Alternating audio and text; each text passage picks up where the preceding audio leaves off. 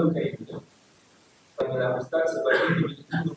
Ya, hidup diberi bawa pulang ke rumah disembelihkan. Tidak juga ada bangkai itu. Semua yang tidak disembelih bangkai. Nah, itu bagaimana kita merujuk kepada Al-Quran haram. Darah itu begitu. Hati juga kemarin kita hati darah. Hati kambing dan lembu bagi siapa yang Nabi yang darah. Nah, tapi kemudian Nabi yang menjelaskan. Nabi yang menjelaskan. Ya. Terima kasih sudah bertanya. Kata Nabi, dihalalkan untuk kalian dua jenis bangkai. Ya, dan dihalalkan untuk kalian dua jenis darah. Adapun dua jenis bangkai adalah samaku wal jarah. Segala macam ikan, sama ada ikan laut, ikan sungai dan belalai. Itu sudah jadi bangkai halal. Nabi yang menjelaskan kalau menunjuk semata-mata kepada Al-Quran, tak boleh dinamakan segala macam ikan. Bangkai. Wa'intan lakum jamaah dan dua macam darah. Al-Kimi wal-Tihal. Hati dan mimpa. Nabi boleh. Baik. Jadi kemarin sudah kita sampaikan pengantar bagaimana setiap mukmin harus berpedoman kepada sunnah untuk bisa menegakkan agamanya.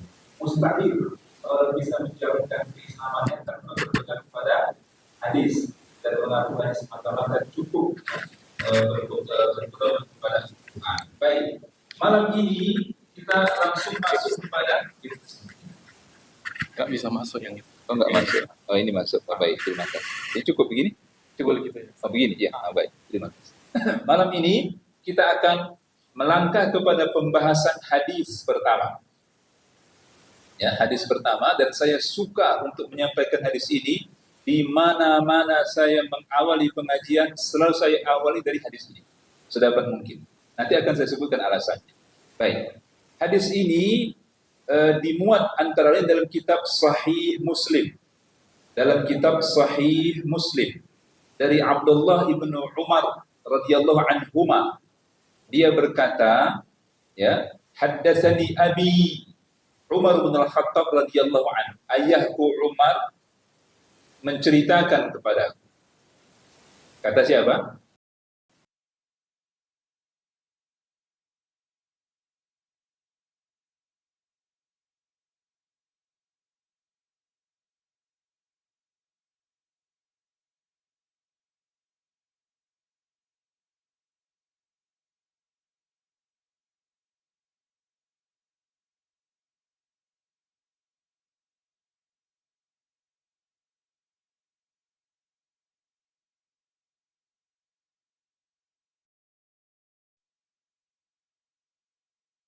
Sallallahu alaihi wasallam dalam satu hari, tiba-tiba tala alaina rajulun, muncul di hadapan kami laki-laki, rajulun laki-laki, syadidu bayadis siyab, putih bersih pakaiannya, syadidu sawadis sya'ri, ya, hitam cantik rambutnya, la yura alaihi asarut ta'abi minas safar, tidak ada tanda-tanda letih akibat berjalan jauh dalam tampilannya, ya, wala ya'rifuhu minna ahad, dan tidak seorang pun dari kami yang mengenal siapa laki-laki itu, ya. Lantas fa asnada rukbatayhi ila rukbatayhi Rasul sallallahu alaihi wasallam, dia kemudian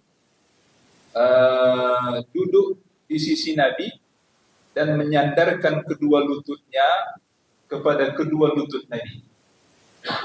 Berarti dia duduk di hadapan Nabi, ya, melekatkan lututnya di hadapan lutut Nabi, ya.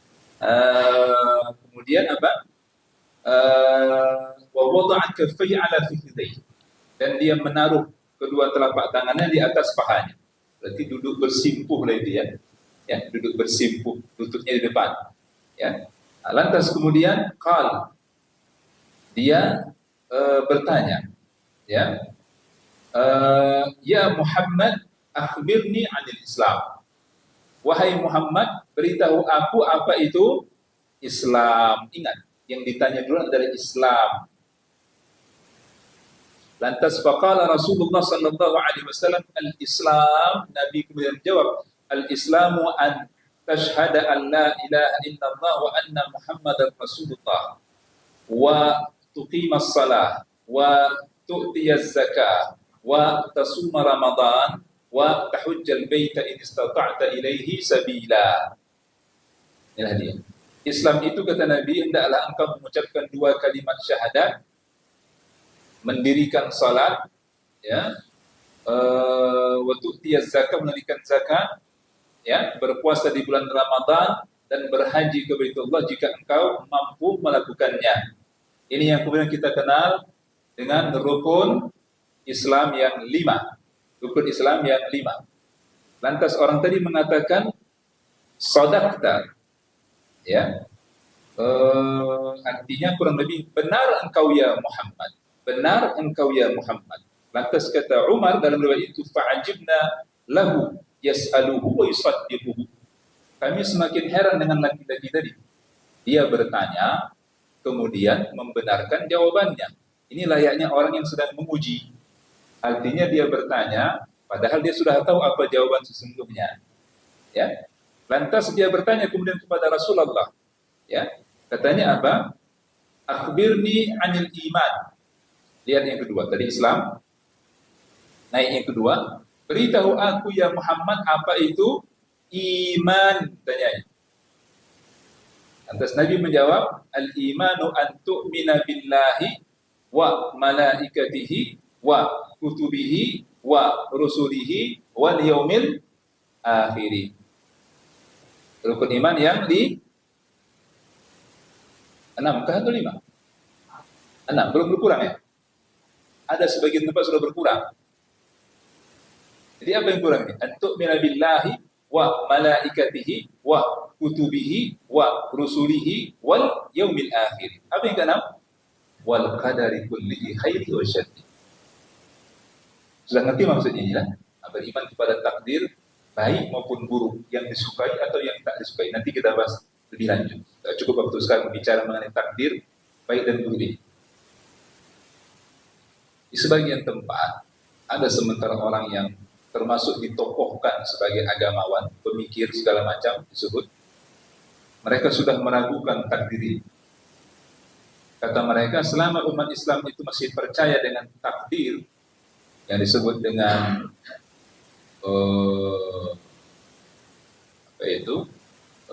fatalism, ya, adanya ketentuan Tuhan sejak alam azali yang menjadikan seorang manusia kemudian tidak perlu lagi berikhtiar dan berusaha, maka selama itu pula umat Islam akan berada dalam kemunduran dan keterbelakangan, kata mereka begitu. Mungkin mereka lupa kalau dulu pada masanya umat Islam baik di masa dinasti Bani Umayyah I di Syam, Suria, Damaskus, di masa dinasti Bani Umayyah II di Andalusia, Spanyol, bahkan pada puncaknya di masa dinasti Abbasiyah di Baghdad, umat Islam itu pada masanya mencapai peradaban tertinggi, yang sebagian daripada peradaban itu belum bisa ditandingi sampai hari ini. Dan mereka adalah orang-orang yang percaya kepada takdir, bukan orang tak beriman kepada takdir. Di sebagian penjelasan kitab-kitab tarikh, kitab sejarah disebutkan bahwa pada masanya itu di Abbasiyah itu, bagaimana penguasa Bani Abbas, utamanya di masa Harun ar-Rasyid, ya, itu para ilmuwan itu dihargai ilmunya, sebanyak apa buku yang dia tulis ditimbang, seberat itu di hari emas. Maka wajar kalau kemudian ulama dulu meninggalkan karya yang berjilid-jilid, dihargai oleh para umara. Sebanyak apa ilmu yang dia tuangkan dalam bukunya, ditimbang seberat itu dari emas. Kalau itu yang berlaku sekarang, berlomba-lomba kami para dosen ini menulis buku. Tapi sekarang sayangnya, kalaupun ditulis, bentuknya hanya virtual, online. Jurnal pun jurnal online, tak bisa ditimbang. Tapi itu pula yang paling dituntut hari ini. terbalik sedikit keadaannya. Kalaulah betul seperti itu, berlomba-lomba seperti itu. Nah, baik. Jadi, kalaulah ada sementara orang hari ini yang karena alasannya beriman kepada takdir, kemudian dia hidup dalam kemunduran dan keterbelakangan, yang berpasrah diri tanpa ada ikhtiar dan usaha, berarti ada yang salah dengan pemahaman takdirnya, bukan keimanan kepada takdir itu yang kita gugat, tidak. Dia yang punya pemahaman yang keliru dan salah terhadap keimanan akan takdir itu. Wallahi, kata Umar ibn al-Khattab, demi Allah, tidak beriman seseorang di antara kalian hingga percaya akan takdir. Al-Quran mengatakan, a'udzubillahi minasyaitonirrajim, inna kulla syai'in khalaqnahu biqadar. Sesungguhnya kami, kata Allah, segala sesuatu itu kami ciptakan dengan takdir, sudah ada ukurannya. Ya, baik. Nanti kita bahas lebih lanjut mengenai takdir ini. Nah, lantas pria tadi, laki-laki tadi mengatakan sadaqta, benar engkau ya Muhammad. Bertambah heranlah Umar dan para sahabat lain. Ini orang bertanya kemudian membenarkan jawaban Rasulullah SAW. Kemudian ia menambahkan pertanyaan ketiga berikutnya. Apa katanya? Ya Muhammad, akhbirni anil ihsan. Beritahu aku apa itu ihsan. Akhbirni anil ihsan. Jadi Islam pertama, naik kemudian iman, ketiga ihsan. Beritahu aku apa itu ihsan. Dijawab oleh Nabi kemudian, al-ihsanu an ta'budallaha ka'annaka tarah, fa in lam takun tarahu fa innahu yaraka. Ihsan itu artinya adalah hendaklah engkau beribadah kepada Allah seolah-olah engkau melihatnya.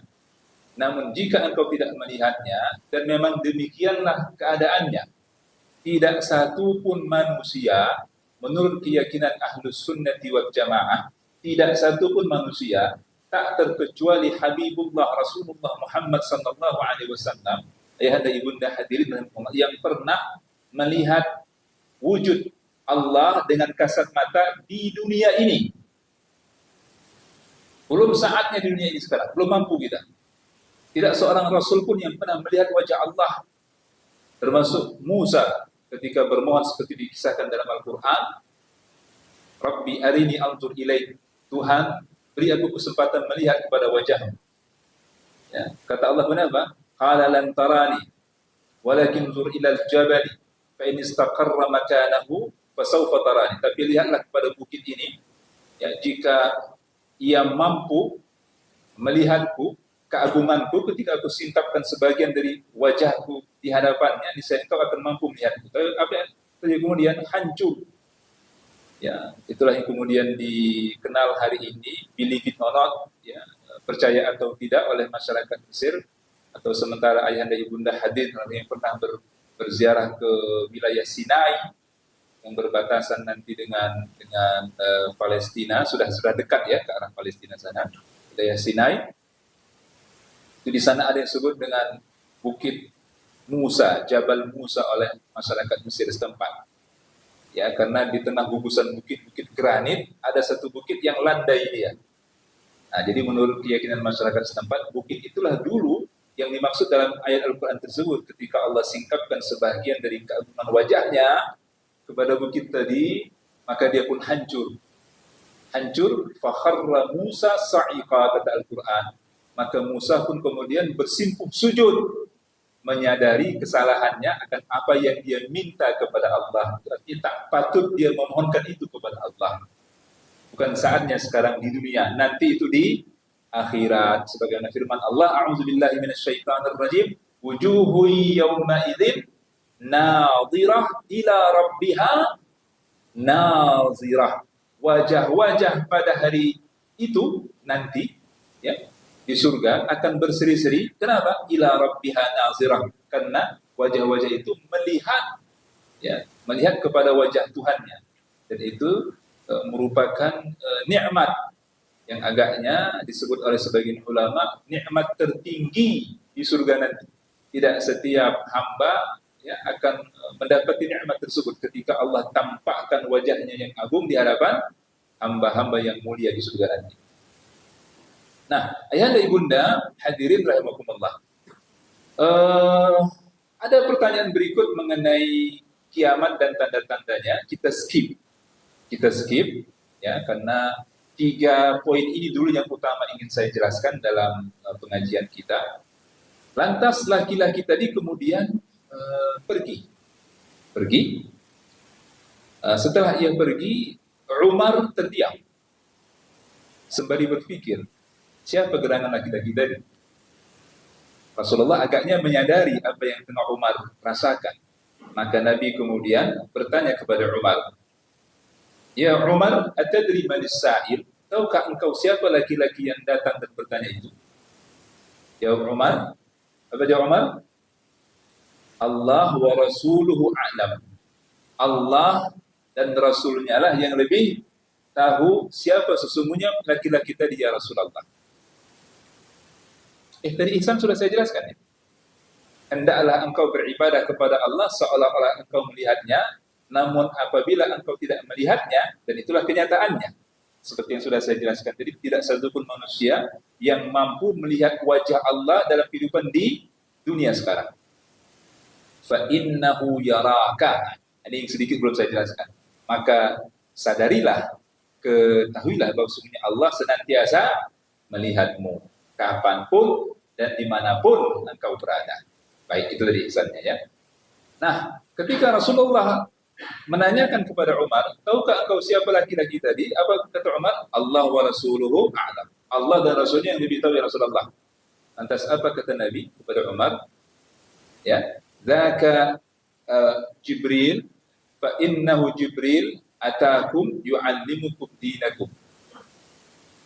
Laki-laki yang datang tadi di hadapan kalian dan menyampaikan sekian pertanyaan kepadaku dan ku jawab adalah Jibril yang datang di hadapan kalian, sengaja diutus oleh Allah, yu'allimukum dinakum, untuk mengajarkan kepada kalian dinakum. Apa itu din?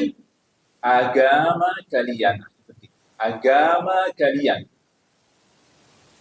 Jadi, ayahanda ibunda, hadirin rahimakumullah, din, agama kita itu isinya 3 tadi. Islam, naik iman, naik ihsan. Itulah dia din agama. Jadi, agama tak akan keluar dari 3 aspek ini. Inilah makanya saya suka menyampaikan di mana-mana saya mengawali pengajian, menyampaikan bermula dari hadis ini, supaya kita faham apa agama itu. Itulah isinya. Islam, iman, ihsan. Baik. Sebelum saya jelaskan ini, kita lihat di awal tadi. Datang seorang laki-laki yang nanti di penghujung hadis ini Nabi kabarkan kepada Umar untuk menjadi pembelajar bagi kita bahwa laki-laki itu adalah sesungguhnya malaikat Jibril alaihissalam. Kalau begitu, Ustaz, malaikat Jibril itu laki-laki ya? Begitu kan?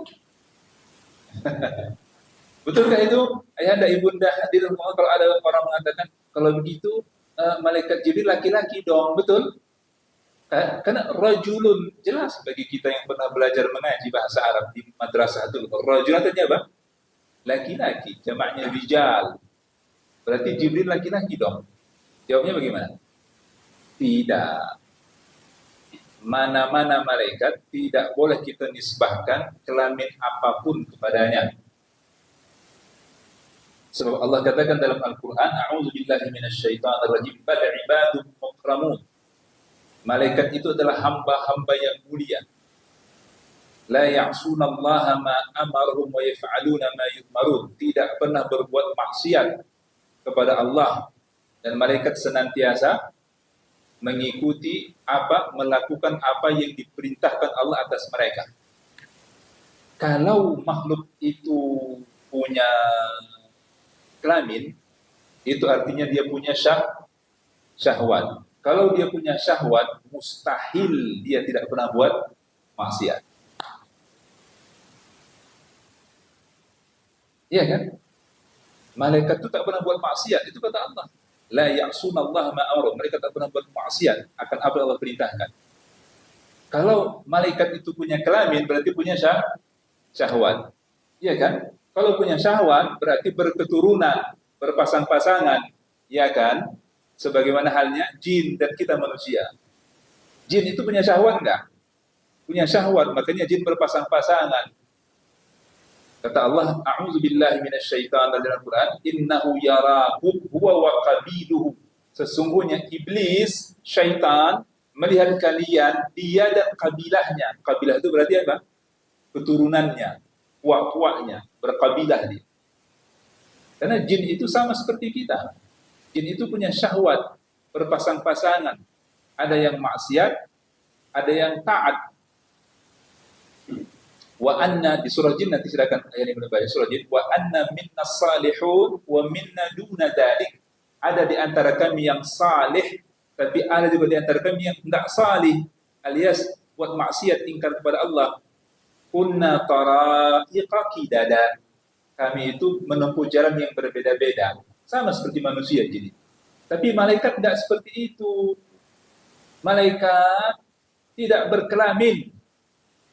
Makanya malaikat tidak berpasang-pasangan. Malaikat tidak punya syahwat dan mustahil oleh karenanya berbuat maksiat. Allah mengatakan itu.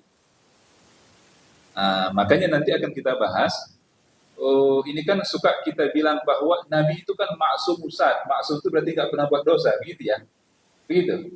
Benar ya Bunda? Nabi itu maksum, nggak pernah buat dosa, betul? Betul. Kok diam? Selama ini kan suka ada bilang Nabi itu maksum, atau yang hanya semua manusia itu kan pernah berbuat dosa kecuali Nabi maksum. Itu sering kita dengarkan. Apa arti maksum yang ayat ini digunakan? Terhindar dari dosa, kan begitu ya? Maksum. Apa iya Nabi itu tidak pernah buat dosa? Sejak Nabi pertama Adam alaihissalam buat dosa enggak? Buat dosa. Buka surah Al-Baqarah sudah awal, sudah disebutkan. Fatalaqa Adamu min kalimatin fataba alaihi innahu huwat tawwabur rahim. Fa'azallahuma asyaitanu anha fa'akhrajahuma mimma kana fi. Syaitan menggelincirkan keduanya. Syaitan menggoda keduanya. Maka kemudian ada bicara fatalaqa Adamu min rabbi. Adam ya mempelajari, mengetahui dari Tuhannya kalimatin. Apa kalimat harus yang disebutkan untuk memohon ampun kepada Allah? Fataba alaihi. Kemudian Allah menerima taubatnya. Innahu huwat tawwabur rahim. Sungguh Allah itu adalah Tuhan yang maha memberi taubat lagi maha penyayang. Tidak ada cerita taubat kalau tidak ada dosa. Berarti Adam sudah buat dosa. Iya kan? Nabi Yunus bin Mati Zunnun buat dosa enggak? Buat dosa. Ya, ketika dia tinggalkan kaumnya yang tak mau kunjung meninggalkan seruan dakwahnya, padahal itu perintah Allah. Tanpa minta izin kepada Allah, karena marah dia, kaumnya tak mau menerima dakwahnya, tinggalkannya. Lupa dia kalau itu perintah Tuhannya. Maka Allah tegur dia dengan ya akan kesalahan dan dosa dia dengan dimakan oleh ikan yang besar. Maka di tengah kesendirian dan kegundahan, ketika tidak ada siapa lagi yang berkuasa untuk menolongnya, Yunus sadar akan kesalahannya. Maka dia bertasbih, bertahlil kepada Allah. La ilaha illa anta subhanaka inni kuntu minadh zalimin, katanya. Tiada Tuhan selainmu, engkau maha suci, sungguh aku termasuk orang-orang zalim, diakuinya zalim. Apa artinya itu? Buat dosa. Sadar dia sudah buat dosa, zalim. Tidak akan disebut dirinya zalim kalau tidak merasa berbuat dosa. Maka kata Nabi Muhammad SAW, kalau bukan karena tasbih, subhanallah, kalau bukan karena tasbih saudaraku Nuh, niscaya dia akan kekal selama dalam perut ikan itu. Ini menunjukkan keutamaan tasbih. Banyak-banyak bertasbih agar Allah keluarkan kita dari berbagai kesulitan hidup. Itu di antara khasiat tasbih. Ya, termasuk dengan membaca zikir tadi, la ilaha illa anta, itu ada tahlil di situ. Subhanak itu tasbih, inni kuntu minadh zalimin. Maka Allah kemudian selamatkan dia dari kegundahan dan dari kesulitan hidup yang tengah dia alami. Ini buat dosa. Termasuk Habibullah Muhammad sallallahu alaihi wasallam. Pernah enggak buat dosa? Kekasih Allah itu Muhammad Rasulullah? Mana udah dosa? Pernah. Nabi juga pernah buat dosa. Al-Quran menyebutkan itu juga. Ada yang ingat kira-kira ayat mana yang mengisyaratkan dosa yang pernah diperbuat oleh Nabi kita Muhammad sallallahu alaihi wasallam? Ada yang ingat? Fatihah indah benar. A'udzu billahi minasyaitonir rajim. Surah Abas. Abasa wa tawalla an ja'ahul a'ma. Abasa wa tawalla. Dia bermuka masam sembari berpaling. Bermuka masam sembari berpaling. An ja'ahul a'ma. Datang seorang sahabat yang buta kepadanya. Wa ma yudrika la'allahu yazakka aw yadhakkaru fatanfa'hu dzikra. Apa yang menjadikanmu tahu kiranya dia yazakka, datang ingin mensucikan dirinya, aw yadhakkaru, atau dia ingin minta diberi peringatan, fatanfa'u dzikra, dan peringatan itu lebih bermanfaat untuknya ketimbang para pemuka Quraisy yang sedang kau hadapi itu. Jadi waktu itu Nabi sedang berhadapan dengan sementara pemuka Quraisy yang Nabi ingin ajak seru mereka kepada Islam untuk beriman. Dalam keadaan itu datang seorang sahabat buta. Quran hanya menyebut al-a'ma buta, tapi kalau saya tidak lupa di sementara kitab tafsir disebut nama Abdullah ibnu Ummi Maktum. Ya. Nabi merasa terganggu karena sedang sibuk menghadapi para pemuka Quraisy yang sedang ia suruh untuk beriman. Datang seorang sahabat, tak tahu dia mungkin kan, karena dia buta. Kalau Nabi ini sedang banyak tamu, dia ingin bertanya tentang agama. Nabi kemudian terganggu, bermasam muka, berpaling darinya. Ditegur oleh Allah. Ditegur oleh Allah, langsung datang ayat turun menegurnya. Berarti itu salah. Jadi bermasam muka dan berpaling kepada seorang sahabat yang buta. Pertanyaannya, dia nengok tak kalau Nabi sedang bermasam muka? Nggak nampak dia itu. Nabi bermasam muka, nggak nampak dia, ditegur. Oh, dan kalau bermasam muka di depan saya, yang melek melihat, itu artinya lebih nyata lagi kesalahannya. Itu ditegur. Nabi juga pernah berbuat salah. Jadi apa arti maksum itu, Ustaz? Yang selama ini umum difahami masyarakat tidak berbuat dosa atau terhindar dari dosa. Nanti kita jelaskan sekarang. Ya, lain waktu insyaallah. Balik kita kepada hadis ini. Ya, jadi jangan katakan bahwa malaikat itu termasuk Jibril laki-laki. Allah bahkan katakan dalam Al-Quran, asyahidu khalqahum satuktabu syahadatuhum. Allah mengecam bagi orang-orang yang menyebut malaikat itu, karena disebut dalam Al-Quran dulu, ya, ada orang-orang yang mengatakan bahwa malaikat itu adalah perempuan, bahkan disebut anak-anak perempuan Tuhan. Sedangkan anak laki-laki siapa? Jesus Christ, Isa Al-Masih, itu anak laki-laki Tuhan. Anak perempuannya adalah malaikat-malaikat. Allah mengecam pernyataan sementara orang-orang ahli kitab dulu. Asyahidu khalqahum, apakah mereka menyaksikan kejadian malaikat? Macam mana bentuknya, apakah punya kelamin atau tidak, laki-laki atau perempuan? Ada yang tahu. Maka satuktabu syahadatum, akan dicatat kesaksian dusta mereka itu, dan nanti di akhirat akan dimintai tanggung jawab. Maka jaga lisan kita, jangan pernah menyebut malaikat itu punya kelamin, laki-laki atau perempuan. Hanya saja, ini dia masalahnya, hanya saja kita tak mampu melihat malaikat dalam wujud aslinya. Nah, itu dia. Itulah sebabnya, ya, ketika malaikat utamanya Jibril alaihissalam itu datang, dan itu jarang-jarang itu. Jarang-jarang. Jadi menurut pendapat yang kuat, ayah dan ibunda, hadirin rahimakumullah, menurut pendapat yang kuat di kalangan ulama Ahlus Sunnah, Rasulullah Muhammad SAW itu hanya dua kali seumur hidup beliau melihat wujud asli Jibril secara kasat mata. Wujud aslinya ya, 2 kali. Sekali di dunia, itu hadis sahih Muslim, di bumi, sekali di bumi. Nabi suatu ketika sedang sendirian, lantas Nabi mendengar ada suara gemuruh di langit. Nabi menoleh ke atas langit. Kata Nabi, aku melihat Jibril dalam wujud aslinya. Oke. Sekali lagi ketika Nabi Mi'raj di langit, Al-Quran mengatakan, A'udzubillahi minasyaitonir rajim, wa laqad ra'ahu nazlatan ukhra 'inda sidratil muntaha. Saya karena waktunya singkat, kalau saya paling payah ditanya, Ustaz itu surah apa, ayat berapa? Saya hafal bunyi ayatnya. Kalau mau tanya surah ayat berapa, harus saya buka sedikit aplikasi. Waktunya singkat, maka nanti ayatnya boleh cari di Al-Quran. Itu bunyi ayatnya. Walaqad ra'ahu nazlatan ukhra 'inda sidratil muntaha. Sungguh dia telah melihatnya sekali lagi di mana? Sidratil muntaha, di langit ketika Mi'raj.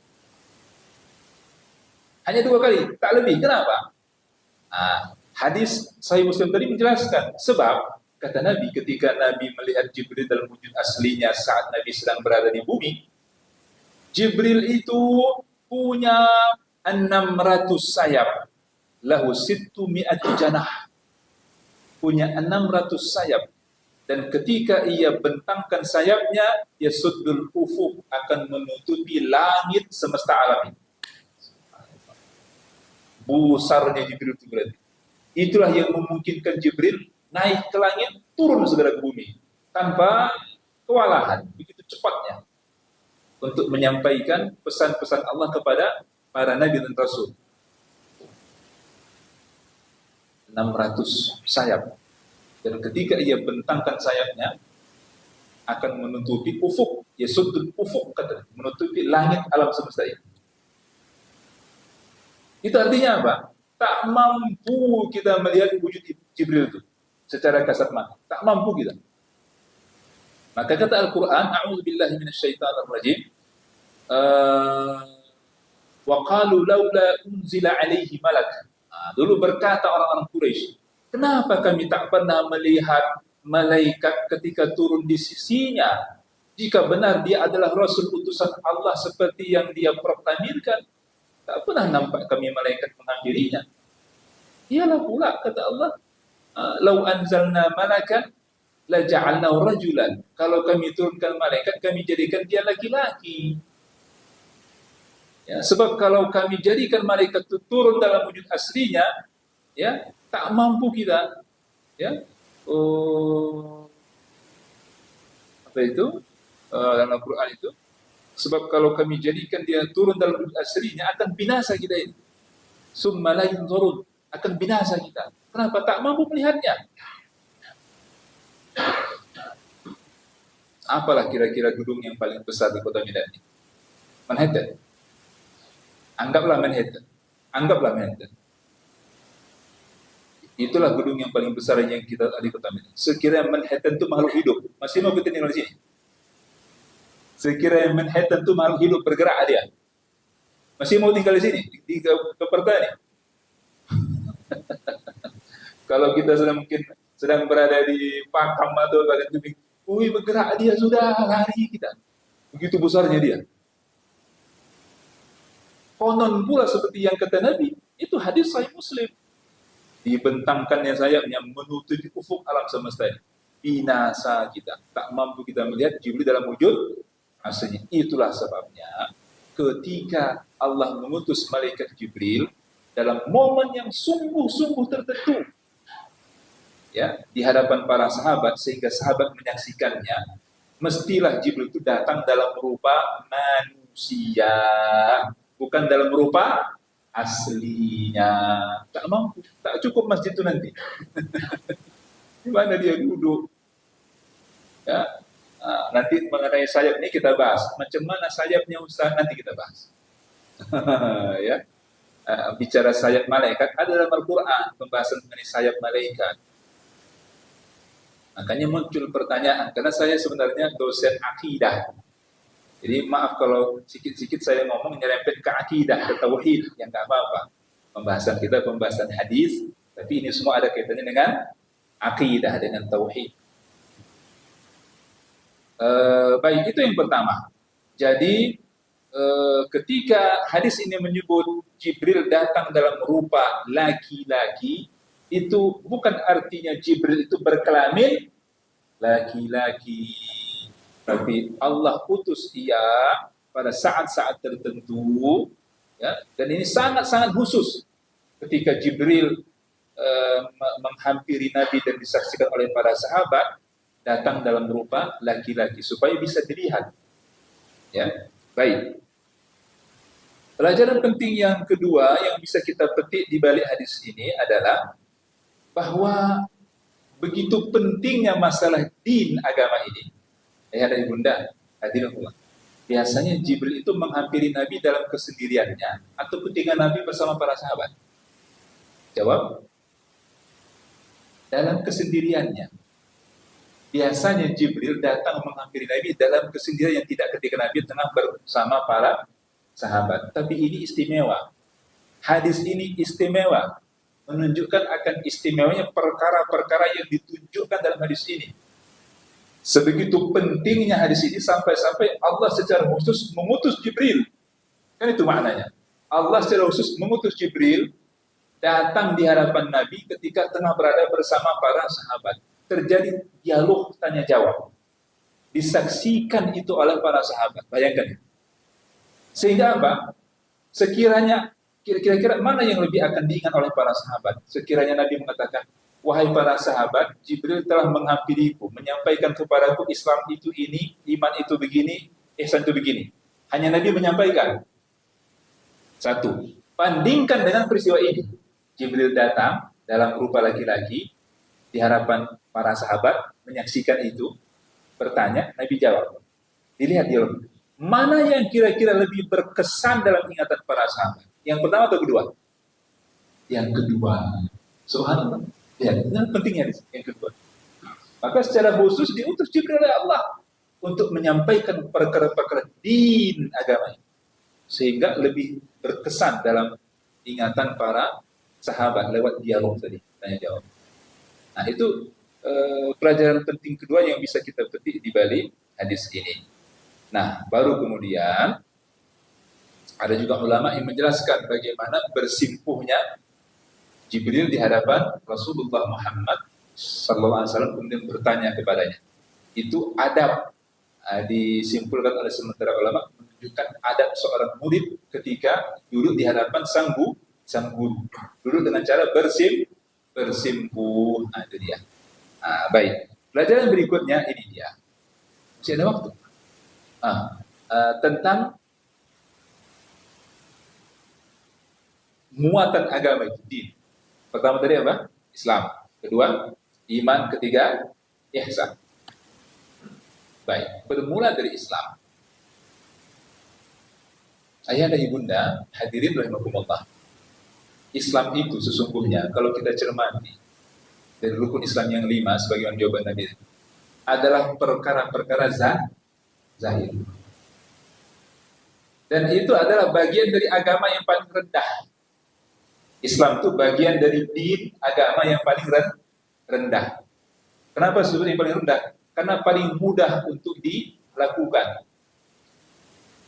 Bermula dengan syahadat, sudah Islam lah. Ya kan?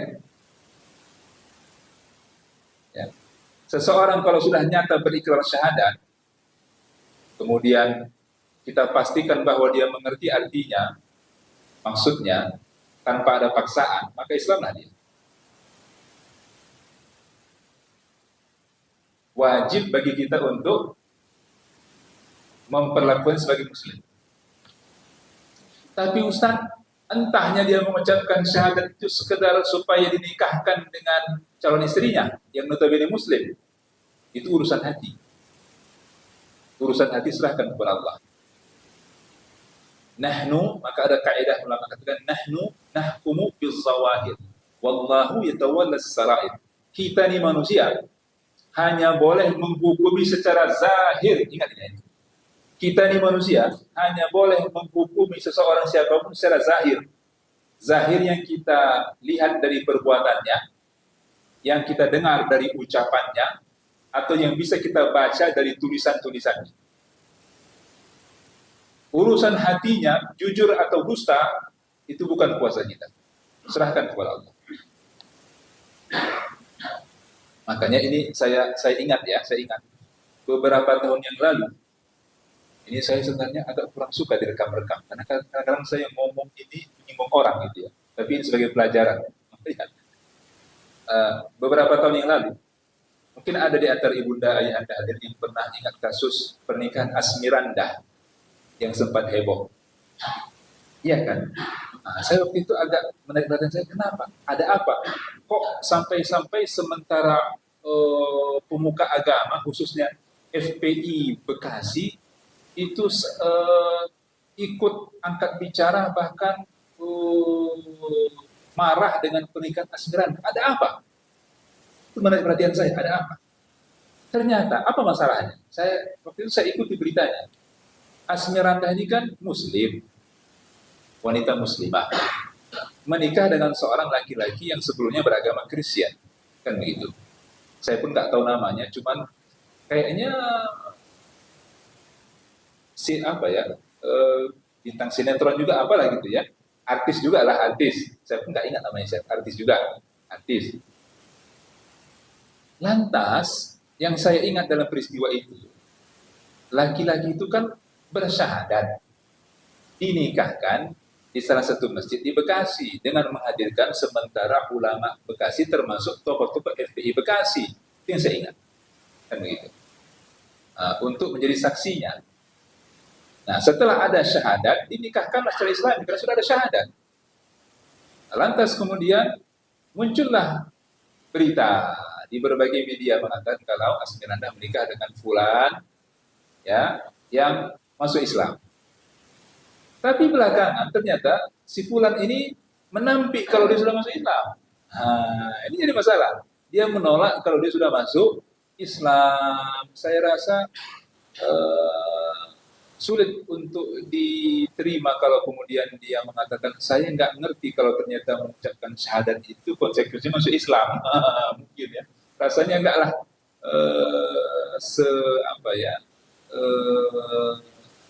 senaif itu begitu rasanya. Pastilah dia tahu kalau sudah ada orang mengatakan asyhadu an la ilaha illallah wa asyhadu anna muhammadan abduhu wa rasuluh, aku bersaksi tidak ada Tuhan kecuali Allah. Itu berarti sudah masuk Islam, karena sudah sering itu muncul di berbagai media, ikrar syahadat dan menjadikan seorang masuk Islam karenanya, kan begitu. Nah, dia menampik kemudian kalau dia sudah Islam. Itu yang memicu kemarahan tokoh-tokoh FPI Bekasi. Saya pun sekiranya dihadirkan, diundang untuk menjadi saksi, akan ikut sewot marah. Kenapa? Anda sudah undang saya untuk menjadi saksi. Konsekuensinya apa? Kami akan permaklumkan kepada saudara kami umat Islam, paling tidak Bekasi sekitarnya, kalau Anda itu sudah masuk Islam, kan begitu, itu konsekuensinya. Tapi kemudian dia menolak itu. Itu kan seolah mempermainkan kesaksiannya. Kami diundang menjadi saksi, tapi kemudian dia menolak kalau dia sudah masuk Islam. Wajar kalau kemudian sementara pemuka FPI Bekasi murka. Ini kan seolah mempermainkan kami. Jadi kan kami harus menyampaikan Anda sebagai apa di hadapan umat ini, Muslim atau tidak, kan begitu. Tapi faktanya kemudian yang saya tahu, dia bersikuku dengan Kristennya dan Asmirandah yang justru, yang saya tahu begitu ya, yang justru keluar dari Islam. Wal'iyadzubillah, alias murtad. Wal'iyadzubillah. Nah itu deh. Jadi Islam, lihat syahadat. Orang bersyahadat kan bisa diketahui secara zahir. Sholat, nampak ada gerakan, rukuk, sujud, sholat. Puasa, hidangkan makanan dia nolak, maaf saya puasa. Zakat, tahu berapa besar harta yang dia zakatkan. Haji lebih lagi, jutaan orang numpuk seperti sekarang di tempat yang sempit melaksanakan proses manasik yang sama, ketahuan. Itu menunjukkan bahwa Islam adalah aspek-aspek zahir dari agama ini. Itulah Islam. Aspek-aspek zahir. Nah, sampai di sini dulu, sudah masuk waktu Isya, nanti akan kita lanjutkan apa itu iman, apa itu ihsan, dan apa hubungan di antara ketiganya dalam bangunan din agama ini. Baik, demikian pengajian kita malam hari ini. Semoga bermanfaat, ada yang bisa diingat-ingat untuk diamalkan dan dipedomani ke depan. Terima kasih banyak atas segala perhatian. Mohon maaf atas segala kekurangan. Mari kita akhiri dengan doa kafaratul majlis. Subhanakallahumma wa bihamdik, asyhadu an la ilaha illa anta, astaghfiruka wa atubu ilaik. Alhamdulillahirabbil alamin. Assalamualaikum warahmatullahi wabarakatuh.